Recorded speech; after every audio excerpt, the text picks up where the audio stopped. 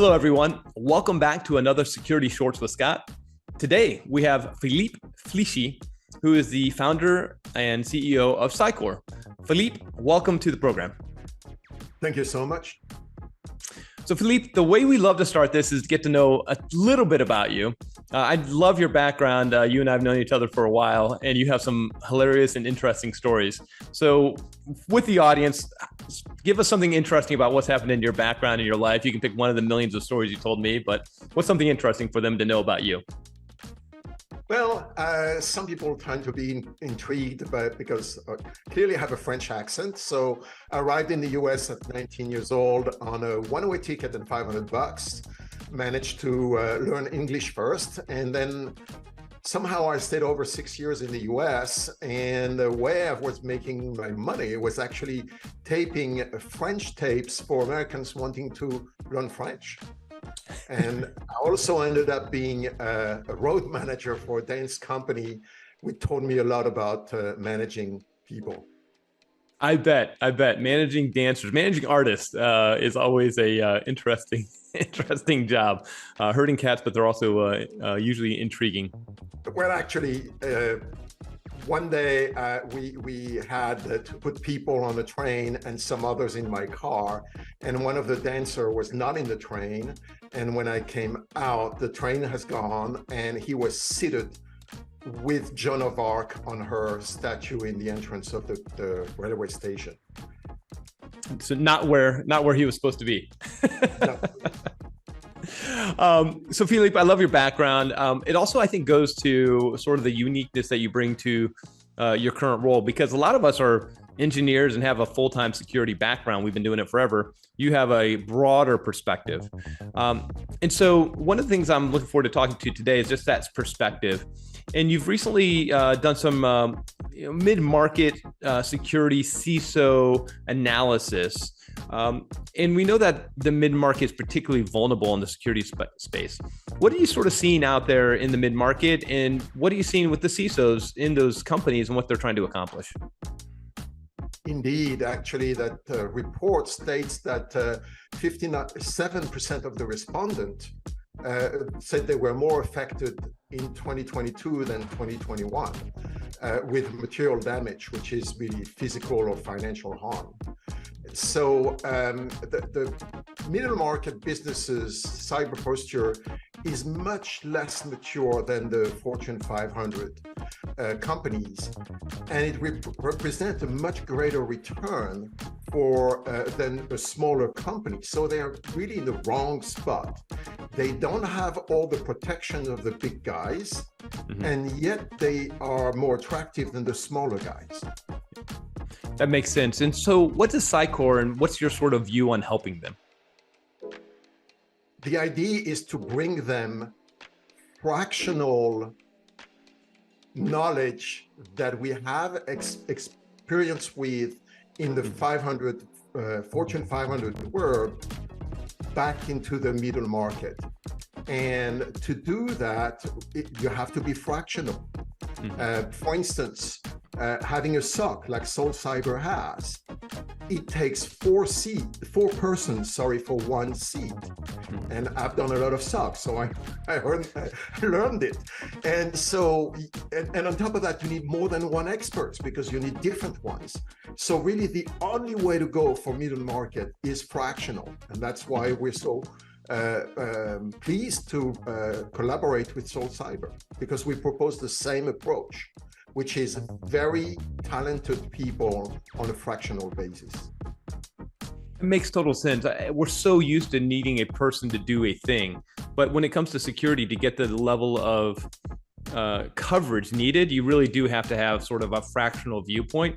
And that's why it's really hard to hire people in the mid-market, because they need to essentially do like 6 or 7 jobs, and find that in one person. It's very challenging to find that person that has that skill set that can do that. That can be both a threat hunter and a manager of technology and a researcher, right? It's hard to find that. So I love the model that you guys have. So the other thing that we see out there, and another area that you all really excel, is this transition from the technical components relative to the softer areas around resiliency and risk management and compliance and insurance, cyber insurance. So how do you make that easier for the mid-market to understand? Because all of those play together, but it's not easy sometimes for CISOs to sort of blend that into a conversation with their bosses. Indeed, and the response is really around process and procedures. When you are facing some adversarial challenge, your brain tends to go back to a reptilian level. I've studied that a lot when I studied the Macondo BP challenge in the Gulf of Mexico. And so we need to build what we call muscle memory, doing things that are kind of automatic. Think about the first time you drove a car and how you're driving today. I mean, it's appalling how we do things without even thinking, because it's ingrained in our brain. That's what we want to build. First of all, we want to make sure we have the right plan. There's not a single response team, whether it's civil, military, fire department, whatever it is. You have a process in place and you follow the steps. Mm-hmm. Who on earth would fly a plane with knowing that the pilot doesn't follow a checklist? Right. Yeah, it's funny because we talk all the time about this concept of operations. And I joke that it's the least sexy thing to talk about. If you ever want to see a customer's eyes roll back, come in and say that you really have to have a great concept of operations and you have to run that consistently. But it's also, in a weird way, one of the core things about Soul Cyber is the ability to run that security program in a consistent manner. Super not sexy, also crazy, crazy important. So I love that. One of the things I do love, you're a member, I think a founding member of the Cyber Trust Alliance. Tell us a little bit about what's going on at the CTA. The idea is to bring companies that have the same base, as meaning they all have Fortune 500 knowledge, deep knowledge, and want to serve it as a fractional basis and are complementary from each other. Because once again, a company, a mid-sized company cannot afford everything. So having a company like Soul Cyber and Cykur coming together, it's like, because we've worked together so many times, we know each other. It's like in a team, you know, it's like knowing your wingman in a fighter jet, you know, you can anticipate what the other is going to do. And by knowing those process and procedures that you operate and transferring that into the managerial operations, then we're more efficient. And also we tend to bring insurance brokers, because Soul Cyber, for instance, has made arrangements with insurance companies. So by having the right brokers that know the companies that have those agreements with Soul Cyber and Cykur, then we can totally enhance the ability to respond. And basically, you should look at your cyber insurance as the last resort. When everything else has failed, then you still have ways of getting some protection, and especially in fiduciary, if you get there. And the reason those insurance companies are interested in giving our clients a discount is because they know they're following the right process and procedures at both the technical and the managerial level. That makes them more resilient, as we say. And as a result, they're taking less risk. So they're not doing that because they love us. They're doing that because they really know that we can improve their bottom line. And by the way, insurance companies really are struggling making money in the cyber insurance business. Yeah, the cyber resilience component is really an interesting concept, because what you're doing is you're saying we have the technical and procedural capabilities to find, detect, and remove bad actors from an organization. At the same time, limiting the business risk for, if a state-sponsored actor gets in, or wants to get in, they're going to get in, limiting that business risk by covering it over with insurance. And so you've married the technical, the process, and the response capabilities with the business mitigation. That's where you get your cyber resilience. But that programmatic connectivity between cyber insurance and your cybersecurity program is often difficult. And I know, that's something near and dear to both of our hearts, is trying to make that easier for customers to connect those two so that they can get resilient in an easier manner. And to that point, one of the things that you all specialize in is that response planning component. And so, if a customer is not breached today, but they're breached tomorrow, do they know? Can they find it? That response component is massively critical. How's your sort of view and approach to response that makes you guys unique? Well, the first thing, I'm not sure we're totally unique. I think the uniqueness is to aggregate with other companies of the alliance, and also not many companies are providing Fortune 500 knowledge to middle market.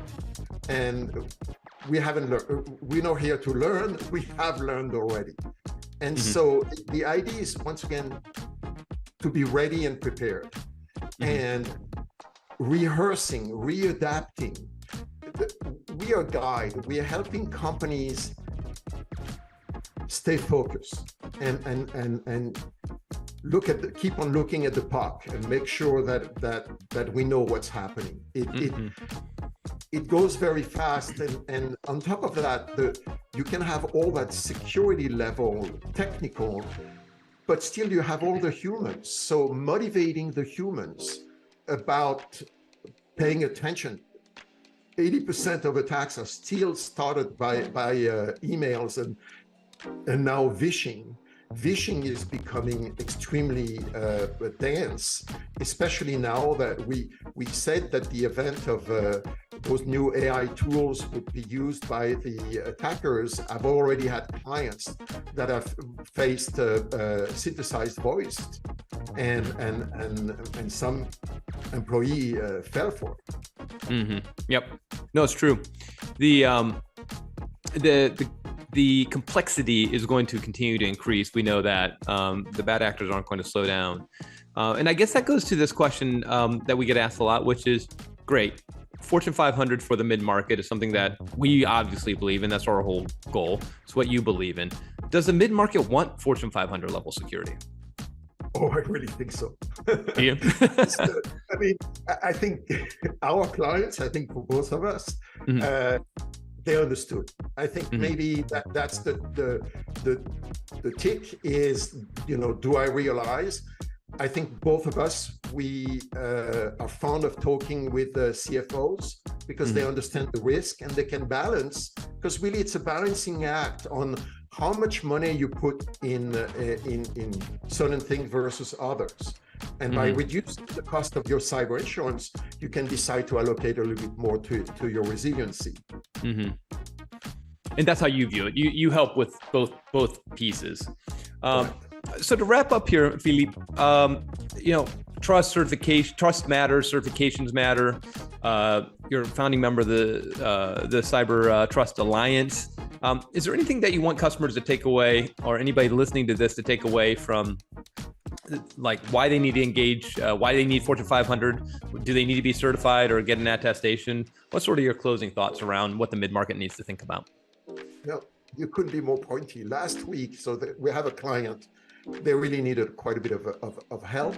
And they came back and they said, hey, Philippe, we need to be SOC 2 compliant ASAP. Because we've realized that actually our competitors that may not be as good as we are, but if they get the SOC 2 certifications, they're going to be chosen rather than us. So we are now in a digital first world, and the competitive advantages are changing. And being certified, or at least showing that we have the right processes in place. I have a number of clients that came to us because the large companies that they're dealing with said, hey, you know what? You need to be SOC 2 compliant, or you have to follow up all, this questionnaire, and you have to prove that you're doing all those things right and so on. And they turn to us because it's like, you know, this is Chinese to us. And first of all, we don't even have the people to do that. We could eventually do it, but is it worth taking the CFO's time to answer that rather than turning to someone who are specialized, know all the answers, check everything, and get it balanced over time? Because the other thing that I've observed is that some people think that it's a one point in time, and it's not. It's an ongoing effort. Actually, SOC 2 requires you every 6 months to recertify, and a lot of companies are sending you, if they don't require the SOC 2 but just their own questionnaire, they want it renewed regularly. Yeah, we call it supply. I love this comment because we see it all the time. We call it supply chain compliance, meaning that some super large company pushes down a set of regulations, and it could be their own. This doesn't necessarily have to be SOC 2 or some other governing body. We have many customers who have told us they have won significant amount of business from, you know, super large movie studios, as an example, or large financial institutions, because the security program that they use with Soul Cyber is so comprehensive that they win the deal. They've actually increased their revenue because they have good security in place. Oh yeah, I'm convinced about that. I think one last thought is that this whole new SEC regulation coming out, it's for public companies, but I really think it's going to have a lot of, it's going to trickle down on many other companies. I agree. I think this SEC and the CMMC, as it sort of gets some teeth into it in what appears to be in the next 12 to 18 months, you're going to start seeing, again, these mid-market companies having to come under some level of consistent execution of the security program that they haven't traditionally been under. And so I think you're correct. I think you're seeing a combined effort out of the government that's going to push people to say, you know what, I just need to get this done. Absolutely. And to me, the interesting thing is when you look at NIST 2.0, SEC governance is becoming a key element of cyber posture, which is really new in the way people are approaching the whole thing. Yeah, because the way it was is get a tool, right? It was, you need this tool at this location. And as we both know, we go back to the concept of operations. The problem often comes into not running the program effectively. Somebody leaves, somebody gets distracted, somebody gets pulled onto another project, and all of a sudden now you have a gap in running that program consistently. And in that gap is where bad things happen. So Philippe, one of the things I love about what you're doing is the Cyber Trust Alliance. And so what you've done is you know that customers need to be resilient. And so you've figured out the companies that can work together to bring resiliency overall. So these are technical capabilities, services capabilities, financial. So if you think about MSSP services and insurance, it's a great model because we can understand much more deeply what everybody's doing. And that allows the customer to get really high value, great pricing, very efficient coverage of their resiliency needs in the most effective way possible. So I love that model. And I love the fact that, you know, Cykur is a founding member of it.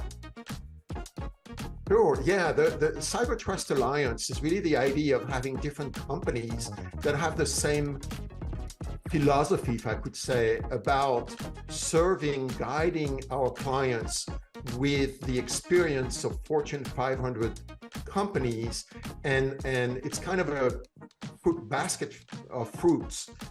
People can then choose what are the right competencies that they need for that. Think about assembling the right orchestra with the right players to play a certain tune. And we are here at Cykur to help them become the conductor of that ensemble. And so we help them identify within our Trust Alliance the companies that make sense that they need. Sometimes they already have certain, like a very good MSP, they don't need another one, but then the MSP may say, well, you know, I'd love to have a SOC as strong as what Soul Cyber is proposing, or I really would like to know more about, do you have an insurance agent that you could refer me to? Those kind of things. Philippe, really appreciate your time, appreciate your knowledge and expertise. Thank you for sharing that with the audience, and hope you have a great rest of the week. Thank you very much. Thank you so much, Scott. So as always, thank you so much for joining another Security Shorts with Scott. We hope it was very informative, very interesting, and very useful. Tune in again as we will have another Security Shorts with Scott coming in the very near future. And with that, thank you for joining.